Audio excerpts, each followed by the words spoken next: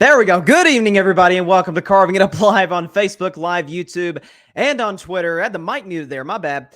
Glad the StreamYard app alerted me of that. I am Bryson Carver, as always. We are presented by The Grid, and do we have a packed show for y'all tonight? Got a lot of NFL. We got some NBA sprinkled in there. I'm looking at my phone and my notes. We've got 1, 2, 3, 4. We've got 7 topics for today's show. Obviously, at the end of the show, one more game to close out Week 16. Colts, Chargers. Chargers can clinch a playoff berth. The Colts, hey, it's another Jeff Saturday game, and Nick Foles is going to start at quarterback. So we'll see how that plays out tonight on ESPN. I'll predict that at the end of today's show. Plenty of evidence now at this point that Mac Jones is not only a bad quarterback, not only is he a bad teammate, but apparently he's a dirty player. I'll discuss that later in the show, as well as my Golden State Warriors kicking the teeth of the Memphis Grizzlies after the Grizzlies were talking all kinds of smack for the last 2 weeks leading up into this game. I'll talk about that, as well as some of the other Christmas Day matchups. Nathaniel Hackett fired from the Denver Broncos. Didn't even get an opportunity to complete a full season as the team's head coach. I'll let you know whether it was his fault, Russell's fault, both's fault, everybody's fault. A lot of blame to go around in Denver, Colorado, especially after whatever that was yesterday in Los Angeles. And also discuss Packers-Dolphins. What a wild game that was. Listen, it was nuts. It was a crazy game. My man Patrick Brown, host of the Chaotic Sports Podcast here on The Grid, says first time in the comments. Patrick, it is great to see you here in the comments. And you're going to like this first segment. I have a good feeling about that. There's no other way to start the show with what happened in Arlington, Texas on Saturday evening, afternoon, whatever time you are in the country.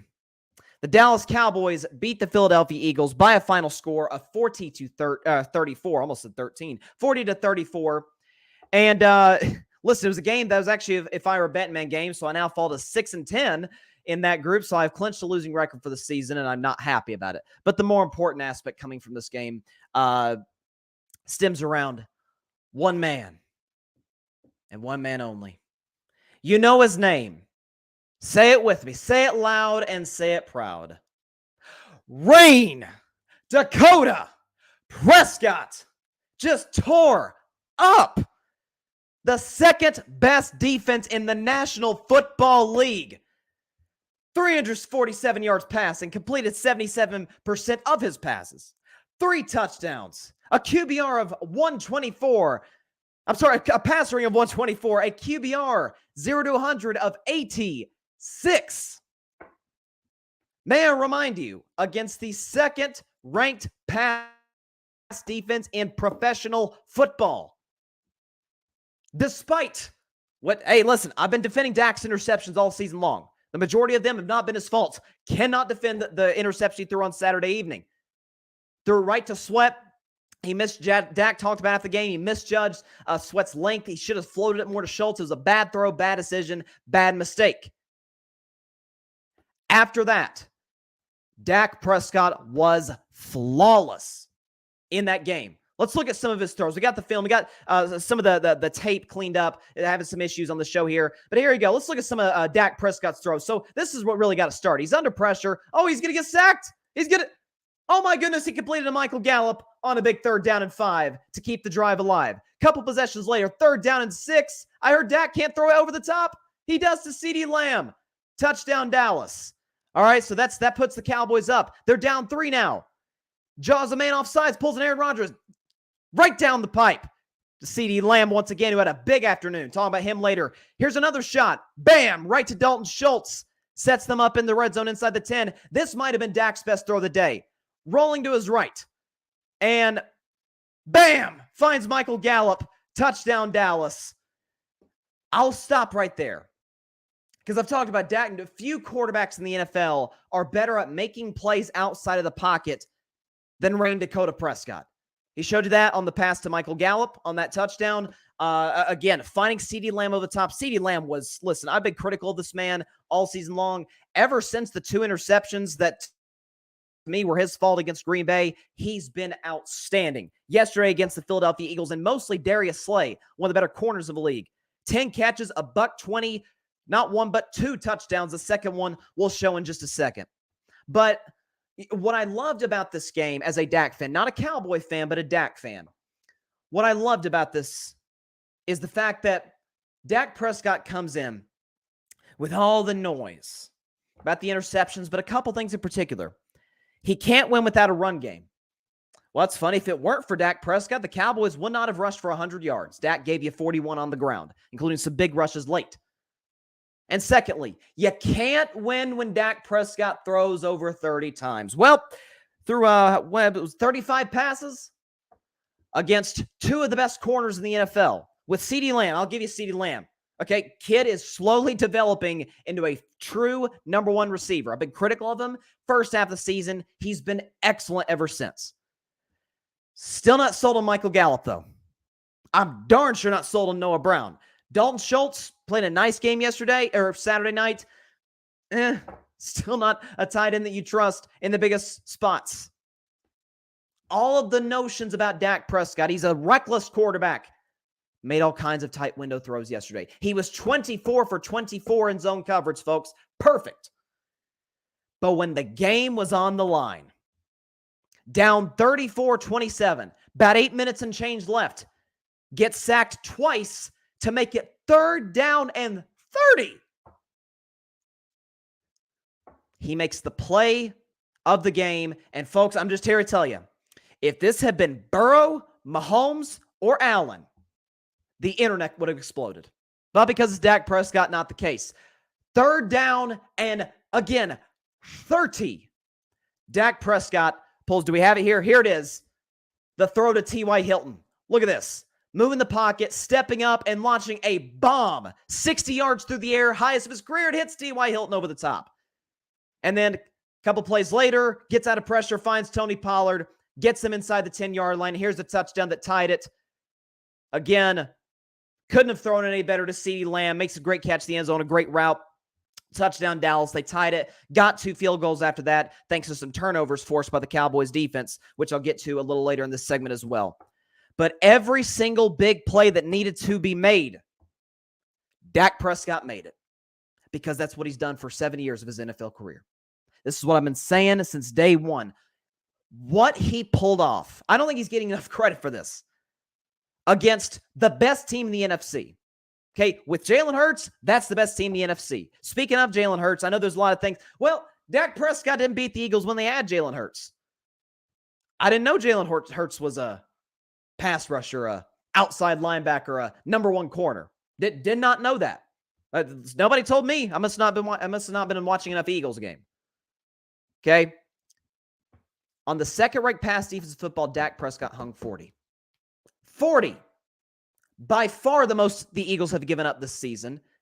Dak Prescott is the only 300 pass yard game that the Eagles have given up this season. The highest QBR against the Eagles. The highest passer rating against the Eagles all season long. He's outstanding. If there were any doubts about whether this man is an elite quarterback, is a top 10 quarterback, they were silenced on Saturday night.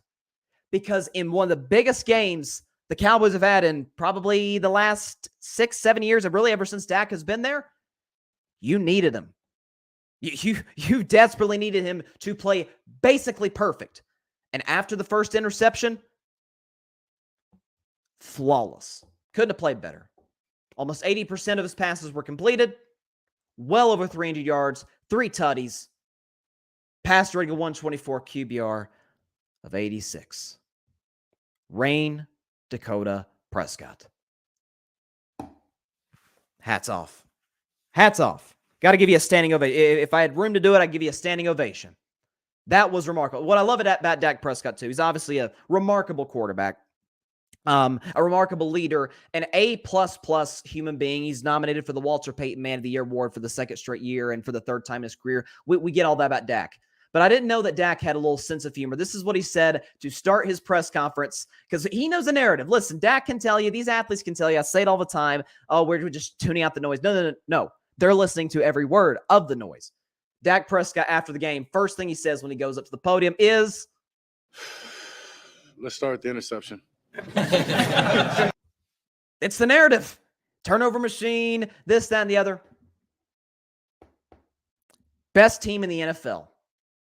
2nd best defense in the NFL. With a receiving unit that outside of CeeDee Lamb, folks, is pretty darn average. With no run game to speak of. With, listen, defense forced four turnovers. Still gave up 34 points.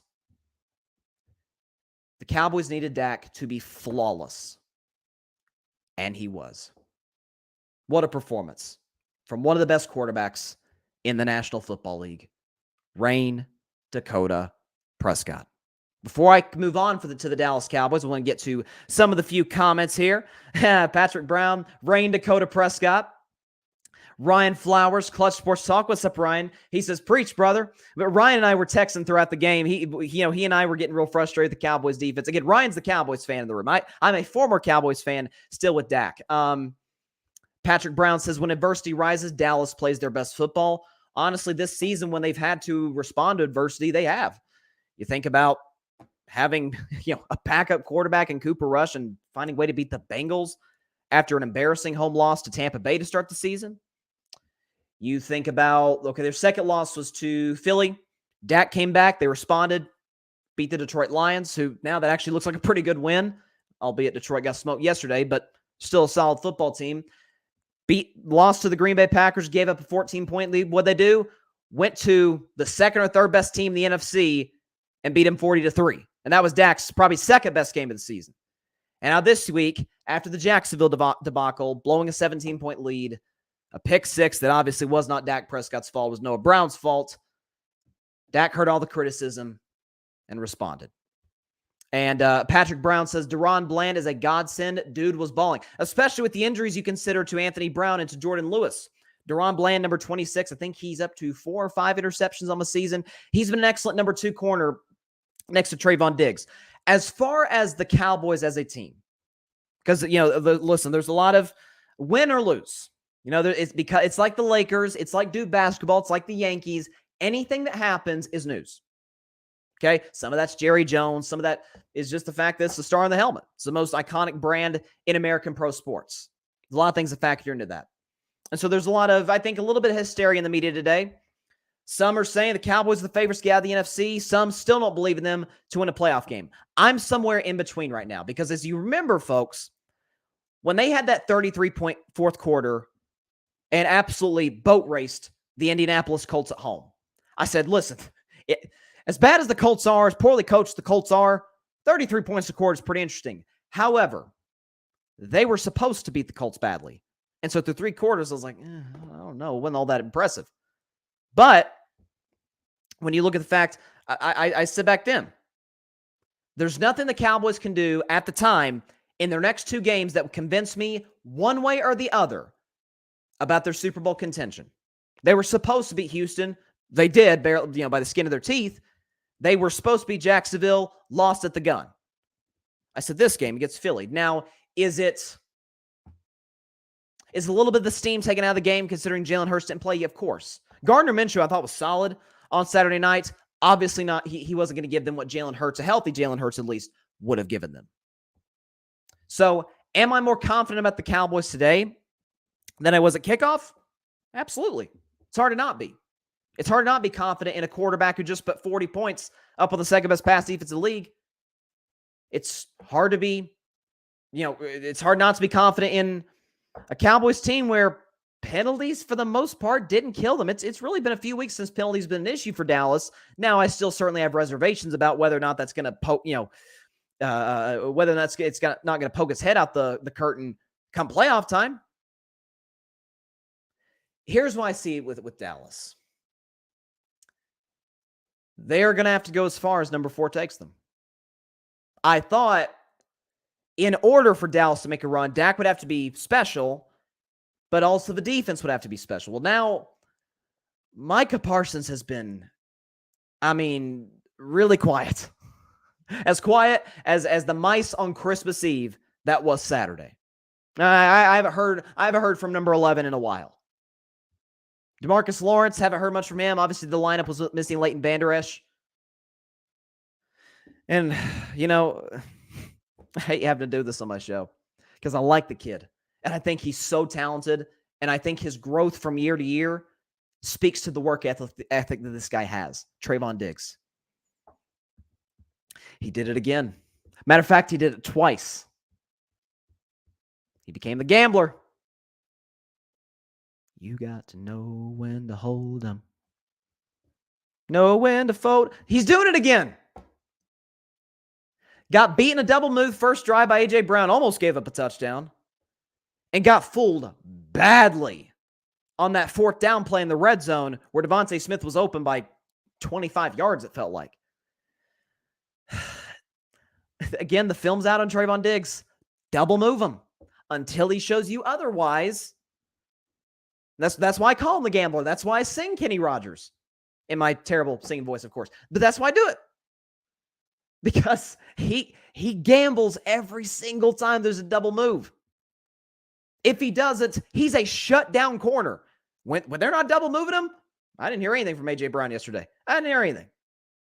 Outside that first drive, he was fairly quiet. It was Devontae Smith who had the big game for Dallas. Or, sorry, for Philadelphia. He was excellent. Made some big-time catches. Caught was it two? Yeah, 2 touchdown passes. He was great. Looked excellent. My takeaway for Dallas is this. If that's how their quarterback has to play to win playoff games, they won't go further than round 1. Again, Dak had to play one of the best games of his life just for Dallas to squeak by 6. The Cowboys' defense forced 4 turnovers. They still gave up 34 points. They're struggling to get to the quarterback. Taking the ball away, that can come and go. Listen, sometimes it's contagious, and once one guy takes the ball away and another, it just becomes guys are just hunting the football. But that'll come and go. Situational football is paramount once the playoffs roll around. And so, I've heard the saying once that to build a team to win to win a Super Bowl, your quarterback has to be as comfortable as possible, and their quarterback has to be as uncomfortable as possible. I've heard that saying before. Dallas is doing a decent job keeping their quarterback fairly comfortable, although there's still much to be desired in that department. Defensively, Gardner Minshew was dealing out there. And again, the 2 interceptions weren't bad throws. They weren't. Jaron Kearse made a great play in the first one. Deron Bland just stole the ball from Quez Watkins on the second. I thought Gardner Minshew was really good on Saturday. And I said coming in the game, listen, Hurts is obviously an MVP candidate. He's proven himself to be one of the premier quarterbacks in this league. But A, the offense is still stacked, and B, Gardner Minshew is a really good backup. If Gardner Minshew is your backup, you can win some games. Can you win a Super Bowl with Gardner Minshew? Absolutely not. But he can keep you alive. He can keep you afloat. But I still think there's no question the Eagles are going to win this division. They're going to win on Sunday. They're going to beat the Saints, win the division. Dallas will be locked in as the 5 seed. Philly will be the 1 seed, and then we'll just see what happens in between. So if that's the defense that you're going to get moving forward, Dallas can beat Tampa, which I'll talk about later in the show. I can't see them beating anybody else after that because they'd either face the Eagles again, Minnesota, or San Francisco. I don't think it's a 5 seed. It'd be hard for them to play San Francisco. So be that as it may. That's the only concern I have. The takeaway from that one is that with the whole world watching, I can't wait to see what the ratings for this game was. Maybe not the Thanksgiving ratings, which happened to be the highest rated game in NFL regular season history, but I'd say it was up there. It was a pretty hyped up matchup now for 2 months.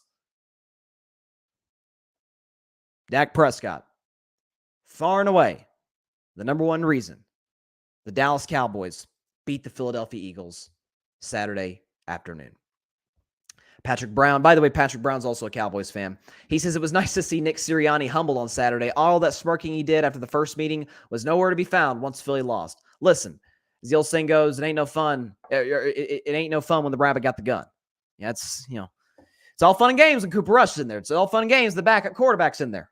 When you got to deal with number 4, you go from 17 points with Cooper Rush to a 40 burger with Dak. You can talk all you want. And I remember, listen, I remember criticizing Sirianni after he was talking to the Colts fans, like, dog, you just beat the Colts. Like, I wouldn't. He said it was to defend his buddy Frank Reich, which very well might have been the case. But I was like, dude, I've never seen a head coach do this before in my life. Like, chill. Relax. But a good win for the Cowboys. Actually, I'd say a great win for the Cowboys. gives them confidence, then gives us more confidence in them. This is a 13-win team.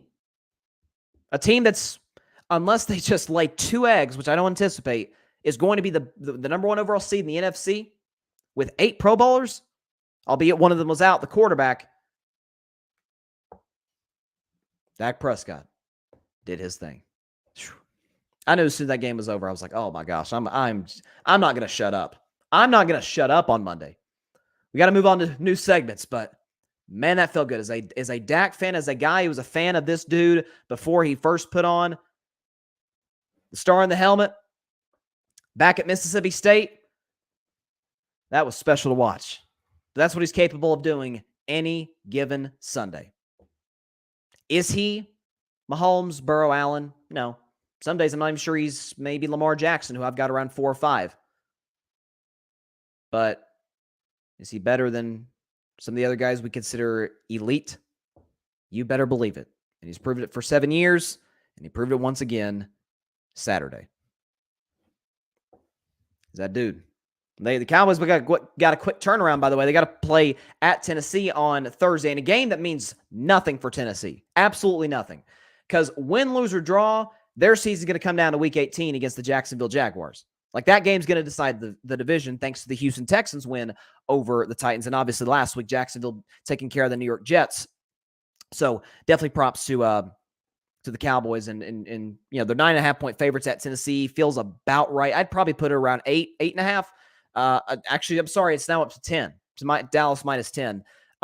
Listen, Tennessee has nothing to play for, so I could see them coming out, nothing to lose, you know, wanting to get some momentum going into that pivotal last game that will decide that AFC South. The South divisions this year have stunk, guys. AFC South, NFC South, the leaders in those divisions both have a 7-8 record. Jacksonville and Tampa Bay, 2 Florida teams, ironically. Let's shift, though. For those 20 minutes of Cowboys talk. Let's shift now to Christmas Day. We had 3 compelling matchups on Christmas. One was a pretty entertaining game. One was a beatdown if you've ever seen one. And then the last one was about as bad a football game as we could have possibly imagined, that ultimately ended up going overtime and mercifully ending on a walk-off field goal. Let's start with the first one, though. Well, I think we all, for the most part, assume would be the best game, would be the most competitive game, at least between good teams. If the Rams-Broncos are competitive, who cares? Neither team's going to make the playoffs.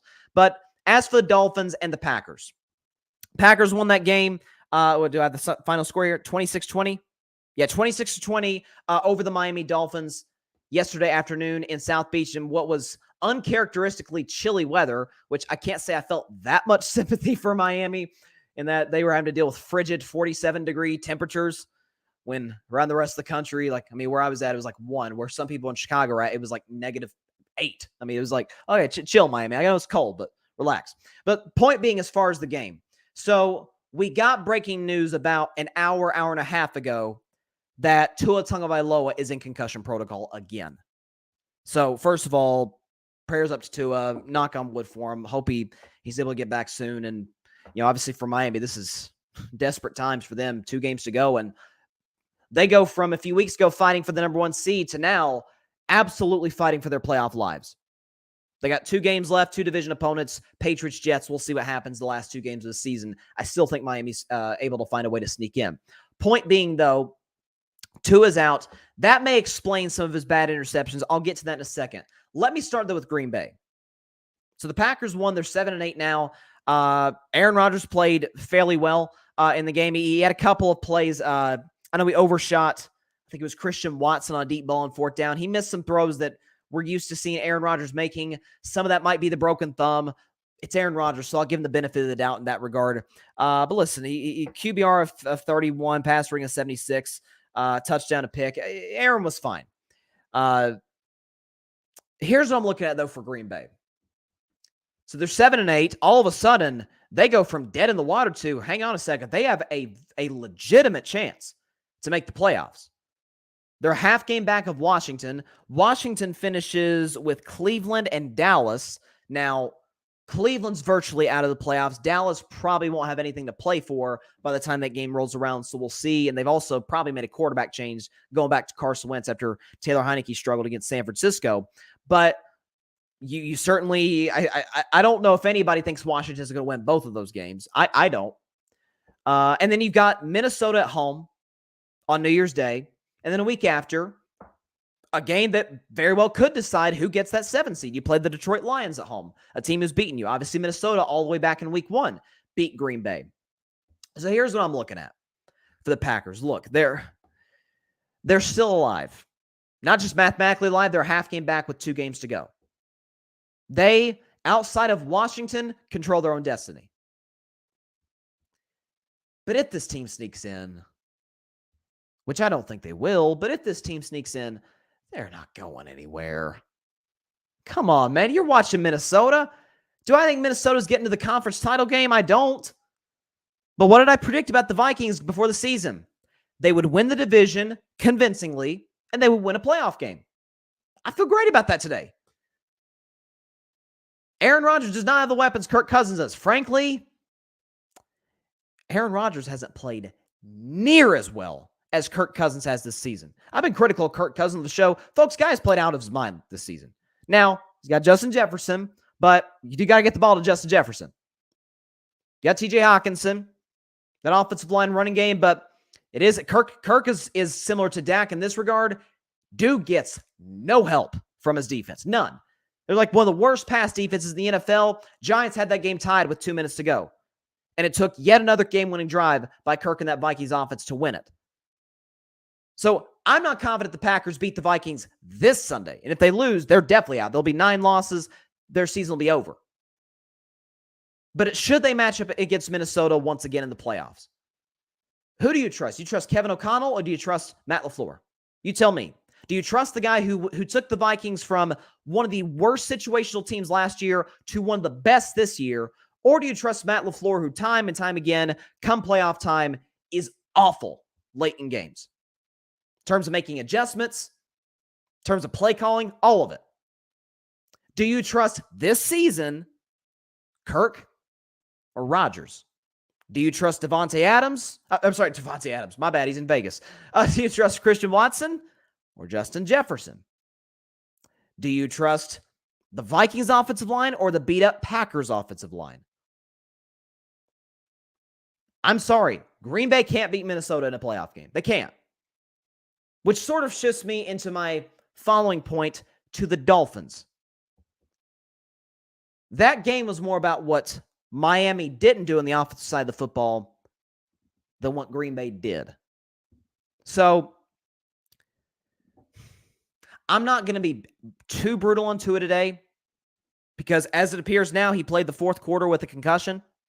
Because the play where many are speculating that happened, where it's a similar, not as violent as the second concussion was back in week 4 against the Bengals, but it's similar in that his head slammed on the turf. And that looks like a concussion happened around mid to late 3rd quarter. But that said, are you still convinced Tua is a franchise quarterback?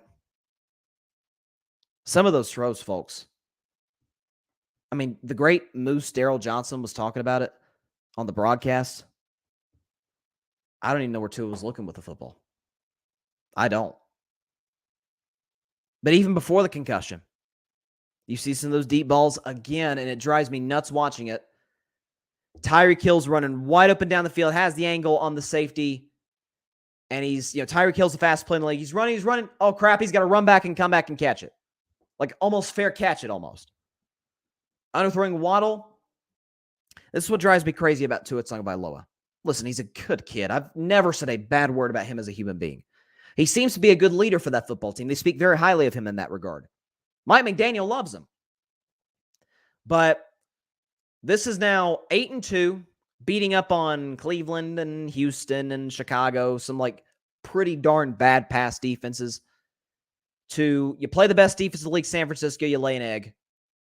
Okay, it's the best defense of football. We'll give you it happens to most quarterbacks who face the Niners. But then you face the Chargers, who are missing 6 defensive starters. And you get vastly outplayed by Justin Herbert. Last week, I had nothing but good things to say about Tua. I thought given the conditions, cold, snowy in the 4th quarter, I thought Tua played against a really good defense in Buffalo. I thought Tua played pretty well.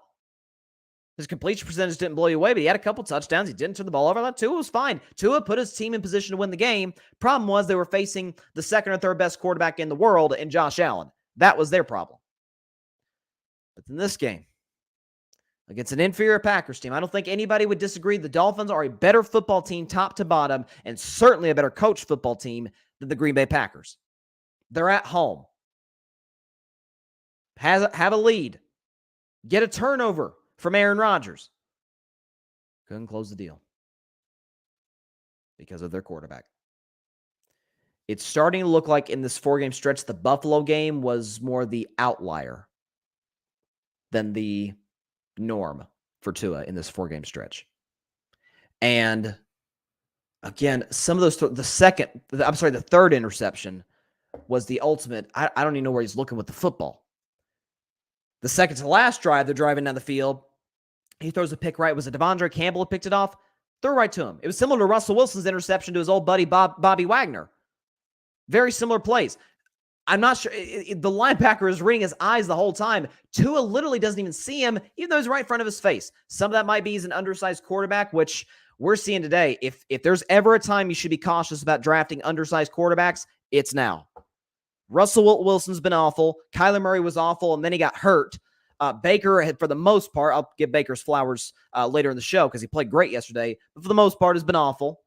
And Tua, in the last 4 games, has stunk. And what's interesting about 3 of the last 4 games where Tua played horribly in. Had a chance to win the game, down 6 in the 4th quarter to beat the San Francisco 49ers. Turnover on downs. Had a chance down 6 to beat the Los Angeles Chargers in the 4th quarter to win it. Punted. Was down 6 against the Green Bay Packers. 4th quarter, chance to win it. Horrible interception. You seen a trend here? 2-on, where you at? Haven't heard from you in a while. You guys were all over me for the first half of the season. I've always said in the show, there's no more pushback that I get on carving it up from any fan base than the Tua fan base. That's why I call it 2-on. They're that annoying. I didn't coin that phrase. Don't worry. That was somebody else. I think Pablo Torre or somebody came up with that term to describe them. You can't defend the indefensible. He's inaccurate. He has a bad arm. He doesn't move well in the pocket. The last few weeks, he's been a little bit of a turnover machine. He's not a franchise quarterback. We're in year 3 now. We're in year 3. I always say the Bill Parcells rule, give the quarterback 3 years. First year's a developmental season. If it's second season, you want to see a drastic jump. If by year 3, you're still not certain, you move on. If Miami doesn't have a better plan, then they can't move on from Tua. But trust me, the folks in that building know, Mike McDaniel knows, he's not the future. They can't win a Super Bowl with him at quarterback. They can't. He's like the opposite of Dak Prescott. When you need him to be at his best, he's been at his worst. When you're playing some good defenses, he's awful. Now that these coordinators have film on him, he doesn't look like the same player. And so for Miami now, they are fighting for their playoff lives. Now, they go from being a threat to be the 1 seed in the stacked AFC to, are they even going to get in? They're 8-7. They're still, they still very much control their own destiny, so that's good news for Dolphins fans.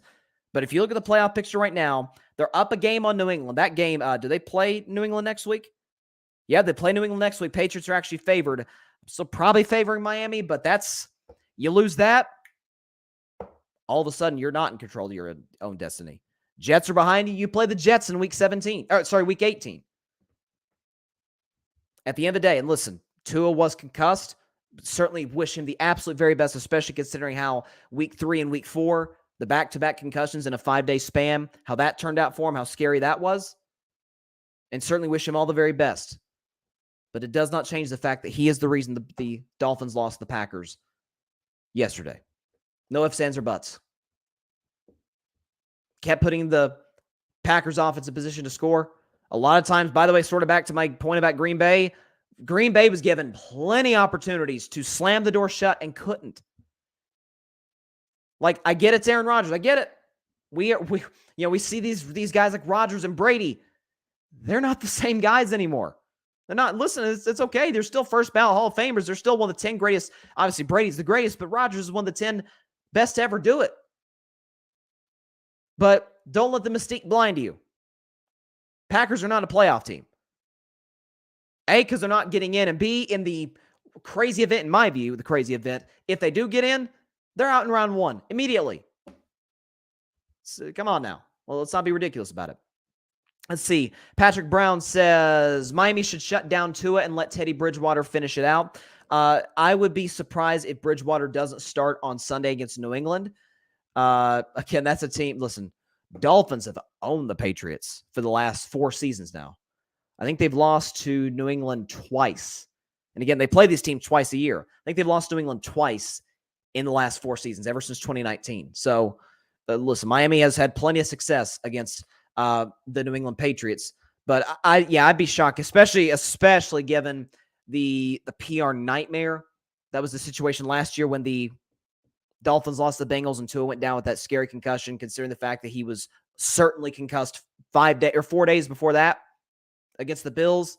They're going to play this as conservatively as they possibly can. So, yeah, I'd be shocked if Bridgewater isn't the starter on next Sunday.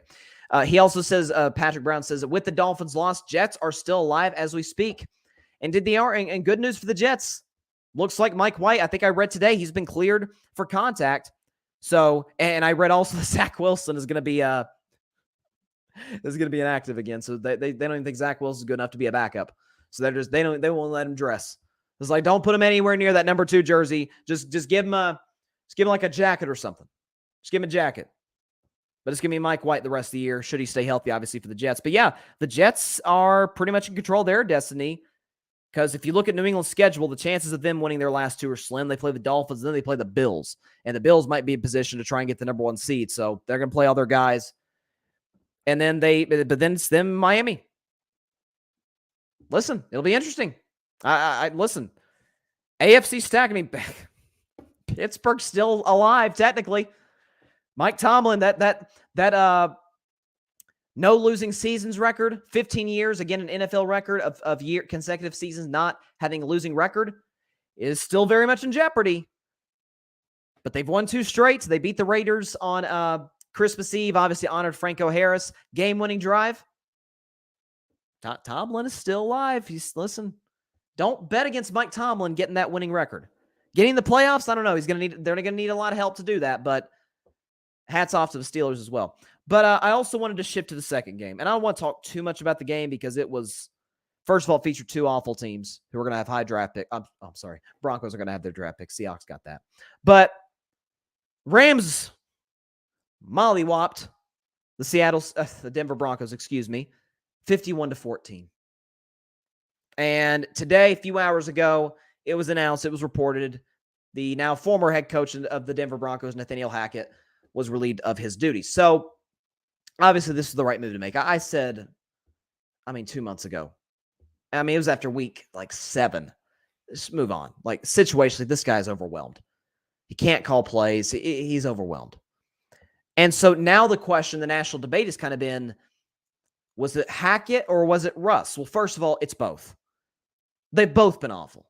Hackett's been awful situationally. Something you see, I heard somebody saying this today, sometimes with bad teams, you could still take something from it in terms of, if you watched them, think about the Detroit Lions last year. They were 3-13-1 a year ago. Had the second worst record in all of football. Those dudes played their tails off for 60 minutes. They loved and still love Dan Campbell. They do not stop until the final whistle blows. Denver, how many sideline altercations have you seen this season with the Broncos? Offensive linemen, defensive linemen, the quarterbacks, the wide receivers, the running backs. It's been disaster. Listen, you can lose games in the NFL. It is hard. It's hard to win one game in the NFL. You cannot lose the locker room. Because if it gets to the point where the team does not believe in you anymore, you're done. You can't get it back. That's why Doug Peterson lost his job in Philadelphia. Doug Peterson's a great coach. Great coach. But that last week of the regular season, remember this? When Jalen Hurts was playing well, Eagles had nothing to play for. They were already out of the playoffs, and he benched Jalen Hurts in favor of Nate Sudfeld, given the impression that the Eagles were tanking for a high draft pick. He was fired because the locker room, he lost the locker room. Some of the guys were shocked. They're like, gosh, this guy, he wrote a book called Fearless, is just surrendering the last game of the season for a draft pick. I don't care about no draft pick. I'm there, fighting to put food on the table. I care about no draft pick. And so he lost the locker room. I'm not sure Nathaniel Hackett didn't lose the locker room week 1. With this, it was a 64-yard attempt to win the game against Seattle on Monday Night Football in Russell's return. But what it's going to say a lot about, because obviously the Broncos are way out of the playoffs. I will never forgive myself for picking this team to win the Super Bowl. Never. But they got 2 games left. They'll play those out, and all likelihood lose both. And then it's going to be time for a coaching search, which I'm sure they're not already conducting that as we speak. John Elway and company in the front office. The question is now, can you find somebody to get the most out of Russ? Because Russell is never going to be the same player that he was in Seattle ever again. The guy went from, I've never seen somebody go from a top 5 level quarterback, or at least top 10 level quarterback, to, is this guy even a starter? And the problem for the Broncos is they gave up 2 first-round picks, 2 second-round picks, and 3 starters. Like 3 high-quality starters to the Seahawks for Russell Wilson, and gave him the second largest deal in terms of average salary per year in the NFL. Russell Wilson. Contract in totals around $250 million. They're stuck. They cannot move on from Russ until around 2026 or 27, and even still, they'll have a lot of dead cap money. So the search now is, can we make the most out of what we've got? Can we get the most out of one Russell Wilson? Well, listen, a lot of teams, the biggest name in the market is obviously going to be Sean Payton. Do you think Sean Payton wants the Denver job? Let's see. I don't have draft picks. The roster, at least offensively, doesn't look all that great with all the injuries. Oh, yeah, and the quarterback is a terrible leader and sucks. I'm good. I'm totally good. I'm not going to a team that has not made the playoffs since 2015. I'm good. Dan Quinn, maybe, but would it be the right hire? Dan Quinn's a defensive coach. Defense is fine in Denver. Now, they didn't show it yesterday, but all season long, the defense has been great for Denver. It's been great. The offense can't score. Dan Quinn's not going to fix that. Kellen Moore, I don't know. He's had Dak Prescott for 4 years now. Doesn't have a playoff win to show for it. You sure you want Kellen Moore? You think if Kellen Moore has struggled at times with Dak, you tell me he can fix Russell Wilson? This is the most, by far, of the teams that are going to be looking for a head coach, this is by far the least attractive job. By far. At least with Carolina, you got some talent, you got some good defensive players.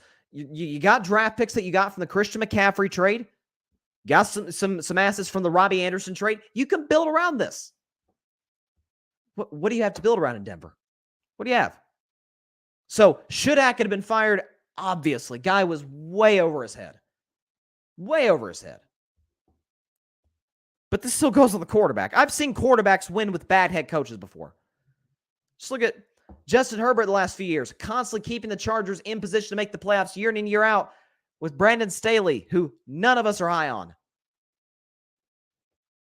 Russell is Nathaniel Hackett again. Liability, I get it.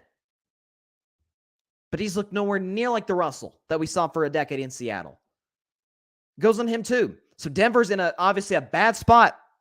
They got to somehow try and find a way to find a coach who can get the most out of a bad quarterback. No ifs, ands, or buts. I mean, look at Russell. Let me pull up Russell's numbers this season because they're obviously career lows across the board. Let's see. Russell Wilson, who, by the way, was terrible yesterday. He was so bad that on the Nick broadcast, Patrick Starr. You know it's bad when Patrick Starr is ripping you. Okay? Patrick Starr didn't probably know what that term means. Let's see. Russell Wilson, 15 of 27, 214, a touchdown, 3 interception, all 3 raffle. Passer rating of 54 and a QBR. You ready for the QBR? 0 to 100. Russell Wilson had a QBR that equals the number on his jersey, 3. This season, Russell, 12 touchdown passes, 9 picks. He is 16th in passing yards, 29th in QBR. Could Sean Payton get the best out of him? Maybe. Sean Payton's not touching Denver with a 10-foot pole. There's no way he's going to Denver. Why would he? With the option that that guy's going to have. I saw a report the other day that he's got an all-star staff around him. Sean Payton is not going to Denver. They're stuck. They're stuck right now. As for the game, though, obviously I mentioned Russell's numbers. Baker Mayfield was great. Listen, I'm not a Baker guy whatsoever, but listen, in 2 out of 3 starts, he's looked good. Had the game-winning drive against the Raiders. Didn't play well against Green Bay, but 24, 28, 230, 2 touchdowns, QBR 124, and pass rating of 124, QBR of 88. He was great. Baker was great yesterday. I can't say they ran the ball well. Cam Akers had his best game of the season, over 100 yards, 3 touchdowns, 5 yards a carry. I mean, it looked a lot like the old Rams from last year. Now, obviously, the Rams are out of the playoffs, but this is what winning cultures do. When they have a season where they don't meet expectations, guys are injured, they still bring that championship mentality every single Sunday. That's why I have full confidence. Rams going to be back next year. Super Bowl contenders, some people scoff at it. I say absolutely. Anybody in the NFC scare you right now? If you took last year's Rams team and put them into this year, you're telling me they wouldn't be the favorites, at least them along with Philadelphia, to win the NFC. So we'll see what Los Angeles does in the offseason. I know there's a lot of reports about Sean McVay, whether he's even going to be with the team next year. There's reports he might retire. Man, I have a hard time believing that as much passion and energy as he shows on the sideline and puts in the game every Sunday, but we'll see. Patrick Brown says, Denver let Russ cook, and he burned the entire Christmas dinner. He burned the dinner. He didn't have enough plates. The silverware was broken. He messed everything up. Patrick Brown says Sean Payton to the LA Chargers would be ideal. Denver is a complete train wreck. That's not the most attractive head coaching job. Like I said, it's not just only that, it's the least attractive head coaching job. And again, should the Chargers, again, if they win tonight, I'll predict that game at the end of the show. Should they win tonight, they're in the playoffs. They're locked in. But if they lose immediately with Justin Herbert and that roster, you can't look at anybody else but Brandon Staley. And especially with an opportunity, if Sean Payton's interested, yeah, that's a great fit. Look what he did with Drew Brees, a guy who we thought his career was over after the shoulder injury. Won a Super Bowl with him. Made a lot of Pro Bowls. Made a lot of all-pro teams. Broke a lot of records. What can he do with Justin Herbert? Whew. I mean, just last year, Sean Payton won 9 games using 4 quarterbacks. Winston, Taysom Hill. There was that one kid played at Notre Dame. I'm forgetting his name right now, but he played at Notre Dame. Ian Book was the quarterback. They were Trevor Siemian. I mean, they were a disaster at quarterback and still almost made the playoffs last year. Sean Payton is one of the 5 best coaches in the NFL when he's in the NFL. He's outstanding. But yeah, that's definitely a much more attractive job, the Chargers is, than Denver. Moving to the last game we saw yesterday. The Tampa Bay Buccaneers and the Arizona Cardinals. So Tampa Bay won 19-16 in overtime. Again, a win is a win, but that was pathetic. That was, I mean, come on. I can't say anything terrible about Tampa Bay's defense. I get Trace McSorley was in at quarterback. It was his first NFL start. 16 points. I don't think that's gonna keep you up at night. I was thinking it'd be around, I said 13 was what the Cardinals would get. But Tampa Bay offensively, I've said all season long, despite how bad they've looked, hey, listen. That's the last guy in professional sports that you bet against, and that's obviously Tom Brady. And for that reason, the Buccaneers have obviously championship pedigree. They've been here before. I said that they were a threat in the NFC. The experience, the big game situations that they've been in for the last 2 years, they're done. They're going to win the NFC South. They're 7-8. They'll beat Carolina next week, and if I'm not mistaken, that'll clinch the division. So, forget about it. It's over. They can pretty much rest starters in Week 18 against Atlanta. They'll win the NFC South. They're the best team in the NFC South. I'm still not ruling out that they could still beat Dallas. Are they better than Dallas? Absolutely not.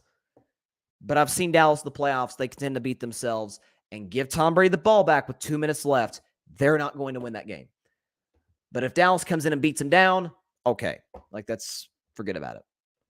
But if Tampa Bay is able to survive, make it to round 2, they're not a threat. They're not. Philly would destroy them. San Francisco already has destroyed them and would again if they met again. Minnesota, gosh, what the weapons those guys have. I mean, Tampa Bay couldn't move the ball down the field on a Cardinals defense that was just ravaged. It was bad without the injuries. With them, he put up 19 points. Tom Brady was all over the place. Inaccurate, wasn't on the same page, was overthrowing guys.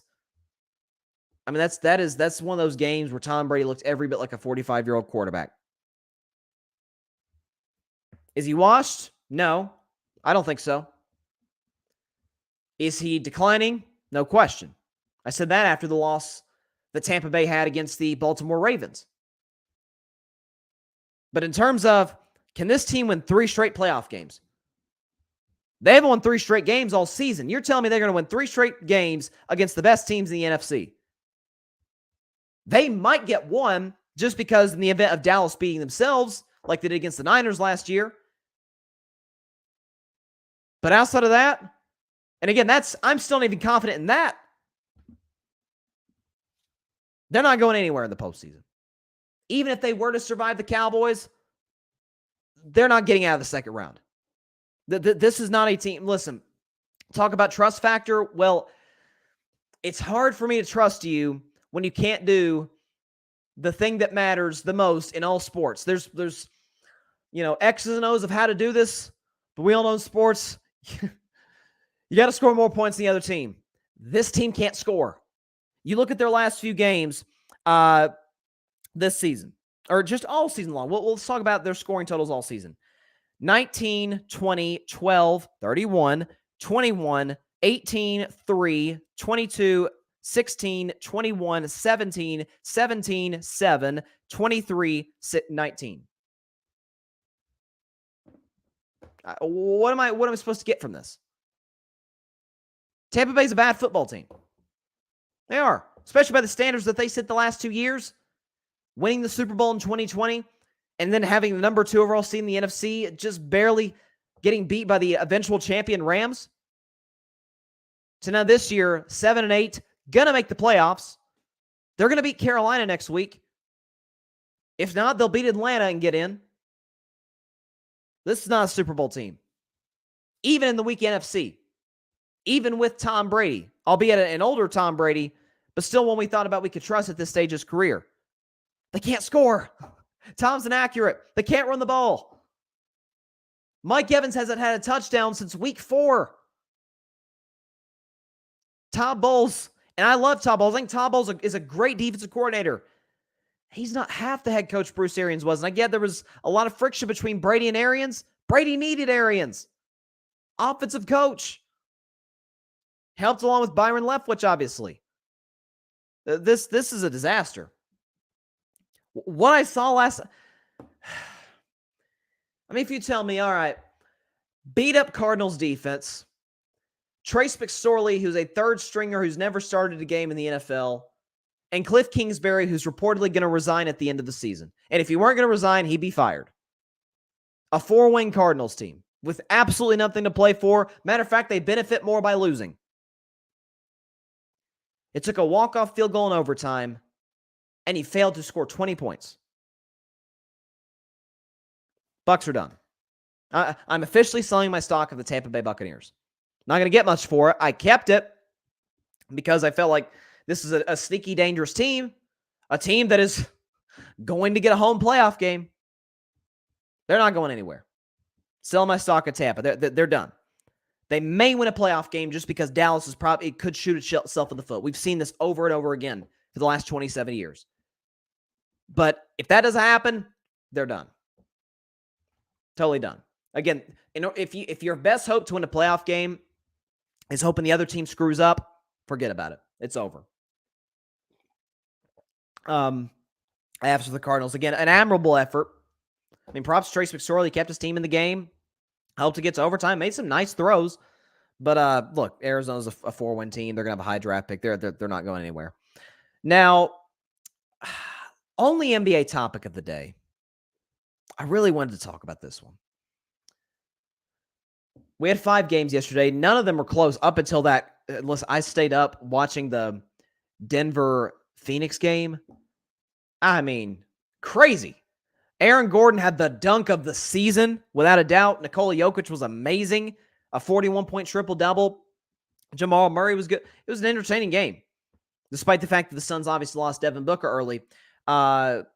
Jason Tatum outdueled Giannis in the second game. That was kind of the biggest game of Christmas. 2 best teams in the league as we stand today. Earlier, the 76ers took care of the Knicks. The Mavericks had a 51-point quarter against the Lakers. To win that game, obviously, Christian Wood was great. But I want to focus on the primetime game. A game that didn't have as much steam as we thought it would. When the schedule was made. But nevertheless, a lot of tension. So, my Golden State Warriors, without Steph Curry, riding a streak where they've lost 5 out of their last 6, all of them coming on the road in the East Coast, after getting beat by 38 against the New York Knicks, and after trailing by 40 points at halftime against the Brooklyn Nets, without Steph Curry, beat the team who was tied at the time for the number 1 overall seed, the Memphis Grizzlies. So, I'm glad I'm talking about this today, and I'm so happy about the result because Memphis was talking a lot of smack when Steph got hurt. That's when the smack talk didn't start until Steph pulled his shoulder and was ruled out for essentially a month. Then they got to jawing. Then with the Warriors struggling on defense, getting blown out by the Knicks and the Kyrie, no Kyrie. Of course, the Nets are better without Kyrie. I keep forgetting that. But the Nets knock out Golden State in the first quarter. Game's over after 12 minutes. Maybe even before that. Philadelphia dominates them. We're talking a lot. John Morant last week. Do I have the quote here? John Morant last week when talking about the Western Conference and who's a threat to Memphis. He said, quote, the Celtics, in terms of teams that could threaten them. He was asked, oh, no one in the West? John Morant, quote, nah, I'm fine in the West. So Memphis is talking a lot for a team that's won 1 playoff series. I get it, they're young. Highly exciting to watch. And I love John Morant. I'm not as high on him as Zion. I still think Zion's going to pan out and have the better NBA career. I've said that since 2019. But John is a remarkable talent. And it's helped change the culture of Memphis. But I got a kick out of them talking about essentially dancing on the Warriors' graves. And the fact of the matter is, despite all the talking that the Memphis Grizzlies did, it was my Warriors who got the better end of it. And as this photo I'm about to pull up here of Klay Thompson shows, here you go. On Dylan Brooks. Hits a jumper over Brooks in the 4th quarter and is literally sliding and trolling his behind. Literally, as he's on the ground, Klay Thompson is dancing. He obviously got a technical for it. There's a lot of technicals handed out. Draymond Green got one. I think Jonathan Kuminga got one. Jordan Poole got 2. Klay got 1. There's a lot of animosity between these 2 teams. They don't like each other. And like Klay was talking about after the game, he said, they were talking a lot of dynasty for a team that's never won before. And he said, listen, a dynasty's hard. Winning 1 championship's hard. Win 4 in an 8-year span?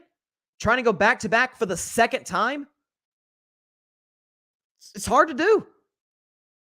And this is why I said, I'm not writing the Warriors off. When the whole world was, I'm not. First of all, Steph Curry's going to be back. Andrew Wiggins is also going to be back soon.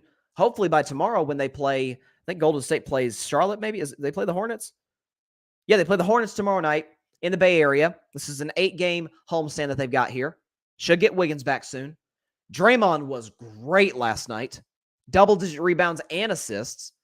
Klay scored 24. Poole before his ejection had 32 and was cooking. It was a pool party on Christmas Day. You don't hear that often. Dante DiVincenzo was great off the bench. Ty Jerome was scoring. Looney did a solid job, as did James Wiseman. I mean, it's the young guns stepped up. Props to them. And so, but it's kind of, I have the same outlook on the Warriors as John Morant has on his Memphis Grizzlies. Like, as a Warriors fan, who scares me in the West? Who haven't we beat? We beat everybody that's ever been in our way the last 8 years in the Western Conference. Memphis, yeah, beat them last year. Denver, now Denver's going to be more a threat this year with Murray and Porter back, and so the other pieces they have there, but Denver looks really good right now.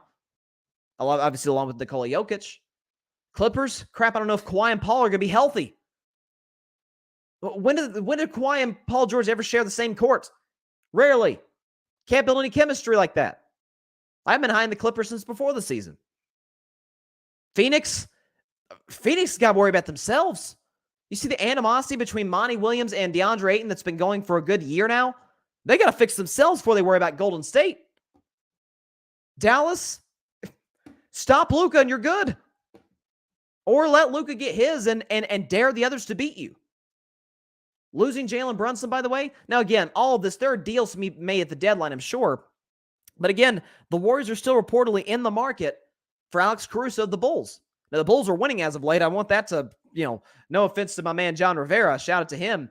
Know some other Bulls fans, but stop the winning, please. Because I want Alex Caruso. I want y'all sell him to us. Jakob Poeltl on the bad San Antonio Spurs is reportedly linked to the Warriors. So we'll see what happens there. But I got a kick out of it. The fact that Memphis was talking even during the offseason, despite the fact that we were the champions. 4 rings. And there was a picture. I don't have it on the show, but there was a picture of Dillon Brooks going at Draymond Green. Dillon Brooks is going at everybody. For a guy who's an offensive liability and gets cooked by the elite guards of this league regularly, he was talking a lot for a guy that's never done anything in this league. Point being, he was talking to Draymond, and Draymond just held up the 4 fingers. Like, dude, you can't talk to us. The only true rival in this dynasty the Warriors have ever had was the Cavs when they had LeBron James. That's it. That was the only team that ever truly threatened Golden State. OKC did for a year, but some of that we knew Oklahoma City would kind of implode themselves. KD struggled that series. Russell obviously struggled in that series. The bench wasn't great. Steve Kerr outcoached Billy Donovan, and the 2-time MVP Steph Curry was there with, at the time, a prime Klay Thompson. Again, I say for my Warriors, and I said it last week, even when we hit rock bottom, who scares me in the West? Who am I supposed to look at in the West and say, oh, watch out for them? Nobody. Just a reminder that the Golden State Warriors under Steve Kerr have never lost a playoff series in the Western Conference. Never. They played some really good teams. Talk about those Houston teams, Oklahoma City, San Antonio. Who else? They had a good Portland team one year. Can't beat them. Forget about it. Patrick Brown says, Memphis can't talk about dynasty if they haven't won a title. They were humbled by Golden State. When's the next time that Golden State and Memphis play? I'm checking my phone. I think they play in January, maybe in the Bay Area. Hold on. Look at that. I'm looking at the Grizzlies schedule, looking for a Warriors logo. They play Golden State on Wednesday, January 25th. And that game's on ESPN, by the way. And that's going to be in the Bay Area. And so at that point, Steph Curry should be back.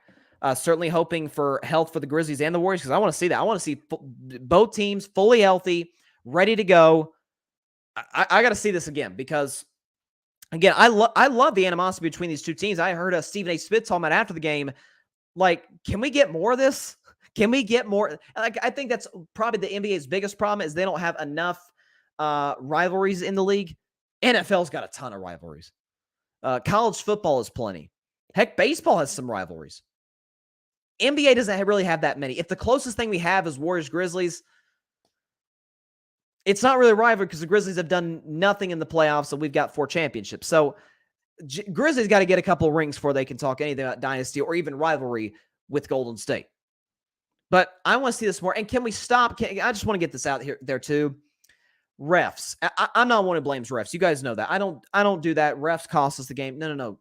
You played. Refs are going to make bad calls, just like you're going to miss shots, miss defensive assignments, foul. It happens. But I'm all over the refs on this one. Can we stop with the cheap technicals, please? if you're going to give someone a technical, make them earn it. Make them earn it. Draymond Green's got a lot of technicals in the NBA that he has earned and then some, right? We've seen that plenty of times. But it's like every little thing last night. Boop, tech. Unsportsmanlike, it's like, no, this is basketball and we don't like each other. We're going to tell each other we don't like each other. It's part of the fun. That's why we like it. Now, if there's fisticuffs or anything, or if a guy is, dog cussing a ref, yeah, it's a technical. But this cheap stuff, Jordan Poole got thrown out of a game because he stared at a ref. Come on, man. Like, we got to stop with this. It's gotten soft. It's gotten really soft. We got to stop with this. So, but looking forward to January 25th. I'll say that again. I hope my Warriors are healthy. I hope the Grizzlies are healthy because I want to see this. Do they play? How many more times? I think they play 4 times against the Warriors this season. The Grizzlies do. So obviously that's the 25th matchup. February, they've got Golden State. No, they don't have Golden State February. They play the Warriors on Thursday, March 9th in Memphis. And then they play again in Memphis about a week later on Saturday, March the 18th. So first tour in Golden State, next tour in Memphis. There's no question in my mind. These 2 teams are going to meet in the Western Conference Finals. This is going to be a long series. Memphis is a very talented basketball team. But something that's gotten a little underreported in clutch time, John Morant's one of the worst players in the NBA. He has never made a 3 in the last 5 minutes of a game that's within 5 points. By the way, that's clutch time. 5-point game within 5 minutes. He's shooting around 30% from the field with a boatload of turnovers. Like Memphis, well coached and talented, they don't do well late in games. And we saw that in the playoffs last year against Golden State. The series went 6 games. 4 of the 6 came down to the last 5 minutes. Golden State took 3 of them. I'm telling you, man, in any sport, I don't care if it's baseball, football, basketball, hockey, soccer, whatever. Situational awareness and being great late in games is so, so crucial and important. Golden State is probably better than anybody in the league at that. Memphis, among the good teams at least, is one of the worst. So I anticipate my Warriors are going to get hot here. I say we go, who we got? We got Hornets, Jazz, Blazers, Hawks, Pistons, Magic, Suns on this 8-game homestand. I say we go 6-2. I say we go 6-2, get back to a winning record, get a game above 500. Hopefully Steph Curry can return at least in the back half of this 8-game home stretch pretty soon. So I got the news on Christmas Eve that he was going to be reevaluated in 2 weeks. He said he's lifting weights. He's now getting shoot around in the gym. So Steph should be back soon. Expect the Warriors to get hot around February-ish, and we'll be right back where we belong. Back-to-back championships incoming to Golden State. You can mark that right now. Moving back to the NFL. So I knew coming into the 2021 NFL draft that Mac Jones was not a very good quarterback. His play over the first 2 seasons of his career has been more than enough for me to say that I was right about that. What I didn't know coming into last week was that Mac Jones is kind of a cruddy teammate, as evidenced by his constant outburst at coaches and teammates. And Julian Edelman and Vince Wilfork, as I talked about last Friday's show, we're talking about that as well. What I didn't know coming to today or yesterday was that Mac Jones was a dirty player. There's plenty of evidence to back this up. So Patriots are in a close game. I thought Cincinnati was going to blow them out. It's kind of surprised me a little bit. They did cover, though, to their credit. But they're in a close game with Cincinnati. 6 minutes left. Mac Jones, I'll show you the play in just a second, but a very careless pass. They ruled it a fumble.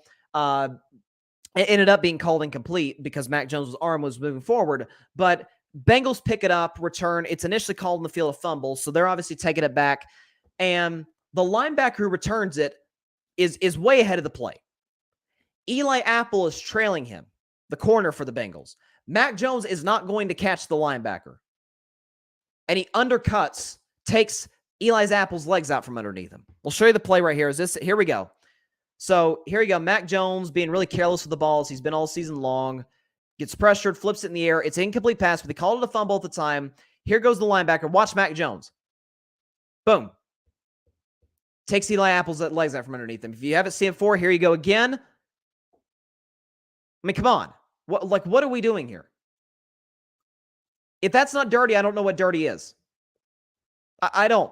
And you say, well, Bryson, like that's what's one game. Like it's one play, and one guy doesn't make you a dirty player. Agreed. But I've got evidence, plenty of evidence. So here you go. How about last year against Carolina? Mac Jones drops back, gets strip sacked by Brian Burns. Look what he does to Brian Burns. Twists his ankle. Brian Burns does not have the football yet. He grabs his leg, twists his ankle. He's out for the rest of the game. And then earlier this season against the Chicago Bears. Here it is. He takes off running against Chicago. I didn't know Mac Jones could run. Slides and kicks the sensitive parts of the linebacker for the Bears. Boom.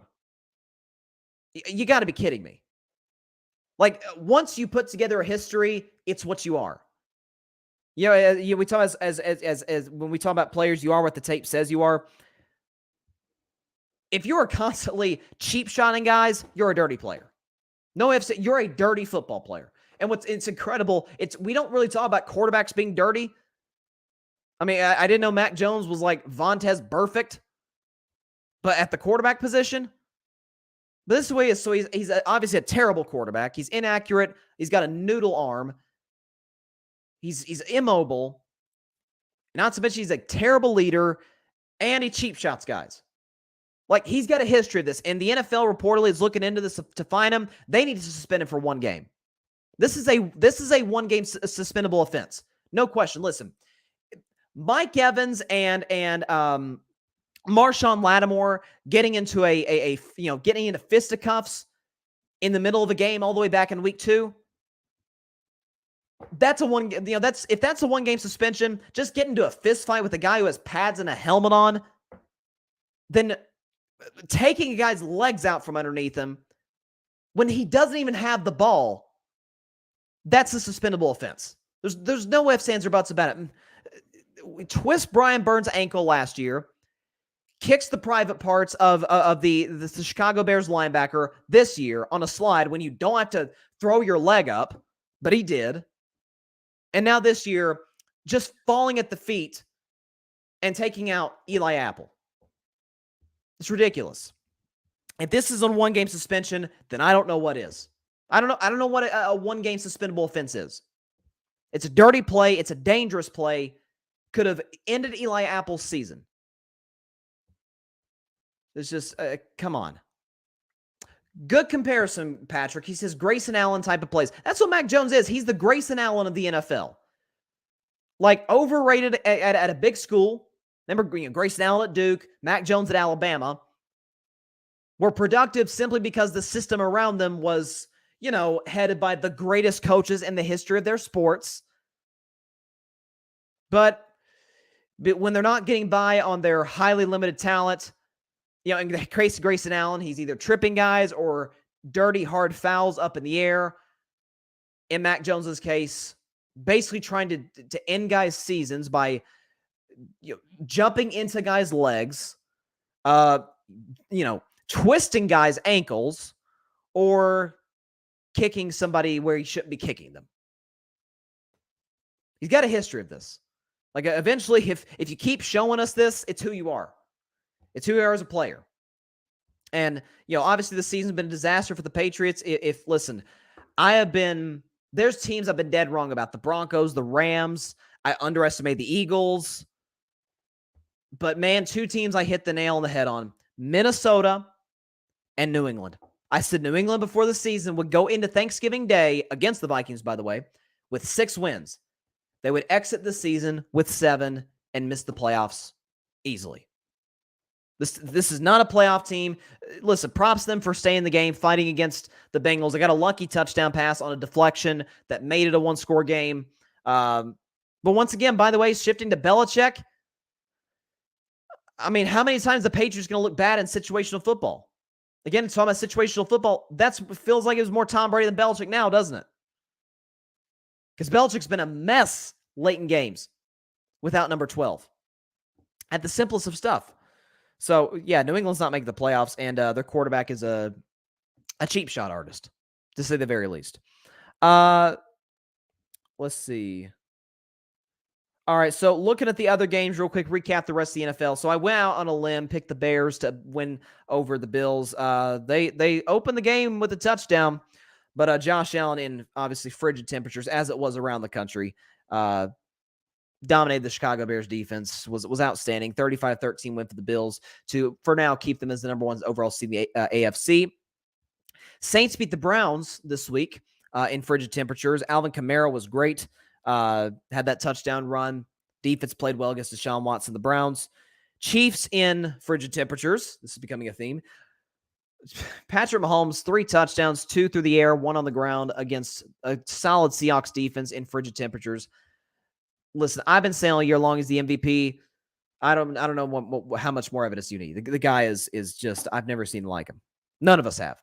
I mentioned earlier, Vikings beat the Giants on a 61-yard walk-off field goal in what was the best-looking environment in the NFL this weekend. The whiteout in Minnesota with the white uniforms, the white Vikings logo, and the white end zones was awesome. Like, the Vikings need to bring that back for the playoffs. That is so cool. I loved watching that. It was like, wasn't Penn State good, but it was good. Kirk Cousins was excellent yesterday.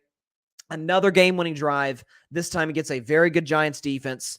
And not a devastating loss for the Giants. They're not going to catch Dallas for the 5 seed anyway. They're look to be pretty much locked in as the 6.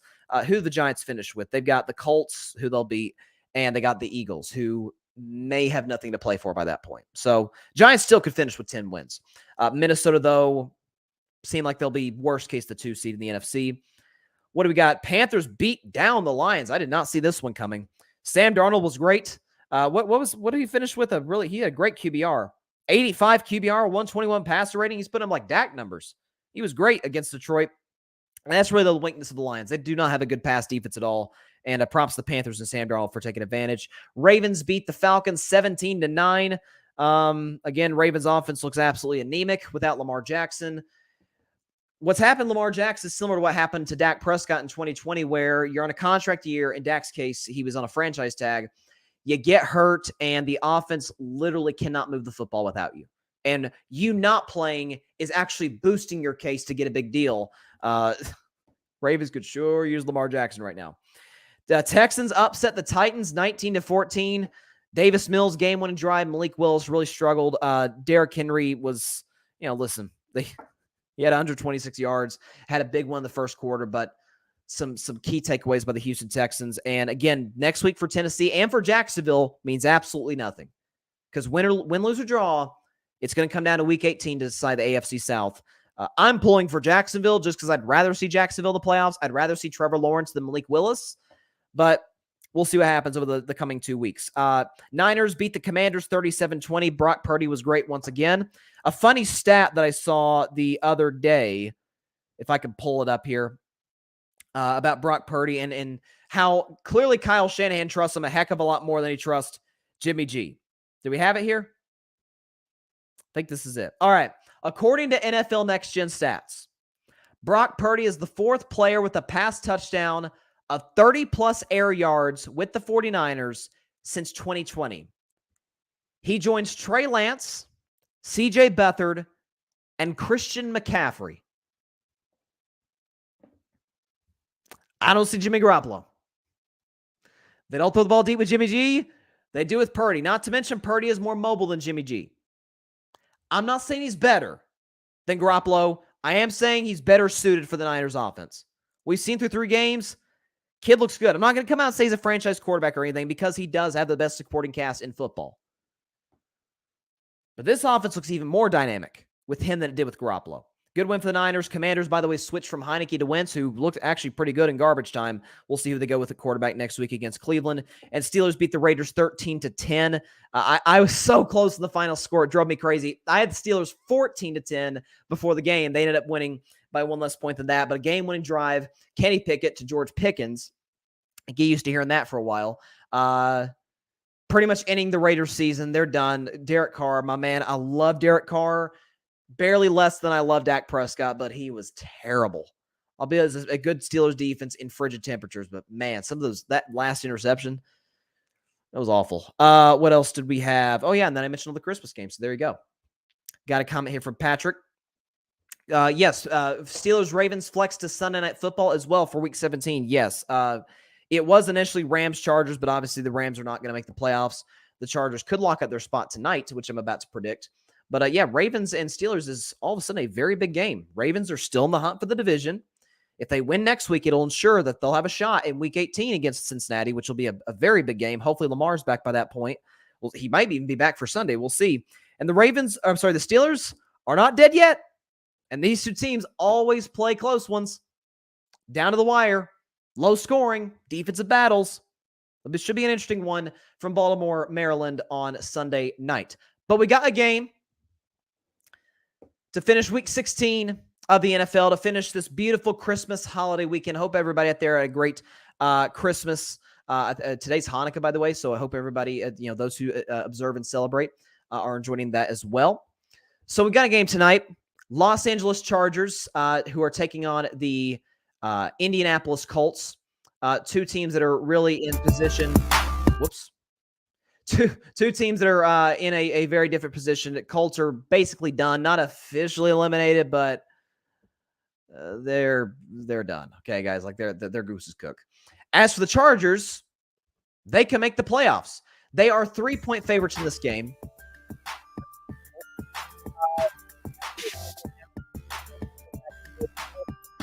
In Indianapolis. As for the Chargers, Justin Herbert's playing out of his mind right now. Another game-winning drive last week to beat the Tennessee Titans with some just outstanding throws. He made that last one to, I think it was Mike Williams, to get them in the field goal range. And my man Dicker, the kicker, Cameron Dicker, made the walk-off field goal, his 4th of the season for the Chargers. They're 8-6. They clinch a playoff spot tonight with a W. What I'm looking at is this. The Colts have gotten off to solid starts in games this season. Got off to a good start against the Cowboys, against the Steelers, obviously got up to an amazing start against the Vikings last week, up 33-zip. But this feels to me like a team that is psychologically messed up. Matt Ryan's benched. Jonathan Taylor, the best player on the team, is out for the season with an ankle injury. Jeff Saturday, his teams have been outscored, I think, 83-9 in fourth quarter since he arrived in Indianapolis. It's been a disaster. These are the type of the games the Chargers tend to lose. So, I'm a little hesitant on this. But considering a Colts defense that is struggling badly, missing a lot of starters, including Shaq Leonard, a Chargers offense, that's getting healthier by the day. Keenan Allen, Mike Williams, Josh Palmer. He's got some really good weapons. Austin Eckler, by the way. That Kelly kid, Josh Kelly, is really good. I like what I'm seeing for the Chargers right now. I think they win this game fairly convincingly, 34-16 over the Indianapolis Colts. Listen, I like Nick Foles like the next guy, Saint Nick. But I'm not seeing this one. Chargers win this game pretty comfortably, cover the 3.5-point spread, 34-16 over the Indianapolis Colts. To close out Week 16 in the NFL, how fast is time flying by? That is all the time we have for today's show. Appreciate everybody stopping by as always. Be sure to catch Carving It Up Live on Thursday night at 6 p.m. Eastern, 3 p.m. Pacific time on Facebook Live, YouTube, and on Twitter. And be sure to like, share, comment, and take 2 seconds out of your day. Hit that big red subscribe button. Subscribe to the Carving It Up YouTube channel and hit the notification bell. Get notified anytime we upload videos, YouTube shorts, or obviously when we go live on Monday, Thursday, and Friday. Also, be sure to subscribe to the Grid Podcast Network. That is GRYD. Here you go. Here's the logo for the streaming audience. The Grid Network on YouTube, which is where you can find my show, as well as the incredible other creators of other incredible shows. Patrick Brown, you saw in the comments today. The Chaotic Sports Podcast, Ryan Flowers commented today. Shout out to Ryan as well. Clutch Sports Talk, Barry Grant Jr., he just put out a new podcast. Great episode. Check it out. All Even Podcast, Alfred Parsard Jr., Rocket Fuel Jets Podcast, and the Cowboys Can Fan Podcast. My friends over there in Canada, shout out to those guys as well. I know they're very, very excited after the Cowboys win over the Eagles. So be sure to catch Carving Up Live Thursday, 6 Eastern, 3 Pacific time, Facebook Live, YouTube, Twitter. Also, the Grid is where you can listen to Carving It Up on Apple Podcasts, Spotify, iHeartRadio, Google Podcasts, and wherever you listen to your podcast. Hope everybody had an amazing Christmas and holiday weekend. See, like I said, the stream audience rocking this new Dak hat. Shout out to my grandmother for giving me this. She knows me well. She knows me well. She knows I love Dak Prescott. So I appreciate this. Shout out to Nana. She's a big supporter of the show. She also, by the way, got me this Dak Prescott bobblehead. So there you go. She's contributed mightily to Carving It Up. So appreciate her. Appreciate everybody out there celebrating this past weekend. Have a great week, everybody. Continue to stay safe out there. God bless you all. Please take care of your mental health. Peace out. Rain Dakota Prescott. Thanks so much for watching the show on YouTube. Be sure to click that big red subscribe button and go check out the other clips and full shows of Carving It Up Live. Have a blessed day.